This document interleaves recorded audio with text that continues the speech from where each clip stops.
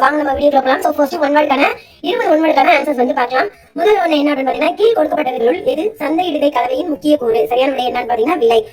Second one, dash இந்தியாவை உலகளாவிய வடிவமைப்பு மற்றும் உற்பத்தி மையமாக மாற்றுவதாக வடிவமைக்கப்பட்டுள்ளது. சரியான விடை என்ன அப்படின்னு பார்த்தீங்கன்னா இந்தியாவில் தயாரிப்போம் திட்டம். தேர்ட் ஒன், சரக்கு விற்பனை ஒப்பந்தத்திற்கு எது முக்கிய உறுப்பாக இருக்கிறது? இதற்கான சரியான விடை வந்து மேற்கண்ட அனைத்தும். அடுத்தது ஃபோர்த் ஒன், நுகர்வோரியல் என்னும் சொல் தோன்றிய ஆண்டு 1960.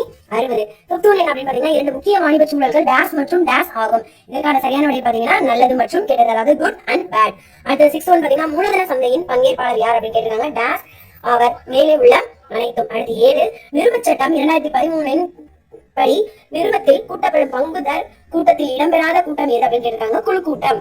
8th ஒன், கீழ் குறிப்பிட்டுள்ள பணிகளில் எது வணிக பணியை சார்ந்தது அல்ல? கணக்கியல் பணி. அடுத்தது வினா எண் 9, நாட்டில் டாஷ் பங்கு சந்தைகள் உள்ளன? 21. 10, ஜான் எஃப் கென்னடி அவர்களின் கூற்றுப்படி பின்வருவற்றில் நுகர்வோர் உரிமையில் இடம்பெறாதவை எது? நுகரும் உரிமை. அடுத்து 11, ஒரு இரண்டாம் நிலை சந்தையில் ஒரு பத்திரம் எத்தனை முறை விற்கப்படலாம்? சரியான விடை என்ன அப்படின்னு பார்த்தீங்கன்னா 3 முறை. அடுத்து வினா எண் 12, மாற்று முறை ஆவண சட்டம் 1881 பிரிவு 6 எதை பற்றி இயம்புகிறது? காசோலை. 13, டாஷ் உதவியால் அதிகார பகிர்வு எளிதாக செய்யப்படுகிறது? குறியிலக்கு வேளாண்மை. அடுத்தது வினா எண் 14, டாஷ் இதுவே உலகின் பழமையான பங்கு சந்தையாகும்.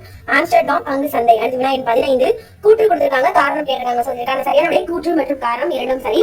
கூற்றுக்கு காரணம் சரியான விளக்கமாகவும் கொடுத்திருக்காங்க. அடுத்து வினா எண் 16, பரிமாற்றம் என்பது ஒரு டாஷ் ஆட்சேர்ப்பு வழக்கமாகும். சரியான விடை புறவிழா.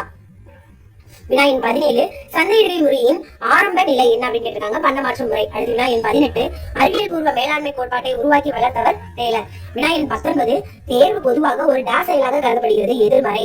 வினா எண் 20, பொதுத்துறைக்கு ஒதுக்கப்பட்ட தொழில்களை தனியார் துறைகள் துவங்க அனுமதிப்பது டாஷ் ஆகும். தாராளமயமாக்கல். Thank you friends. இந்த வீடியோ பிடிச்சிருந்தா லைக் பண்ணுங்க, ஷேர் பண்ணுங்க. மறக்காம உங்க கருத்துக்கள் என்ன அப்படின்றதையும் கமெண்ட் பாக்ஸ்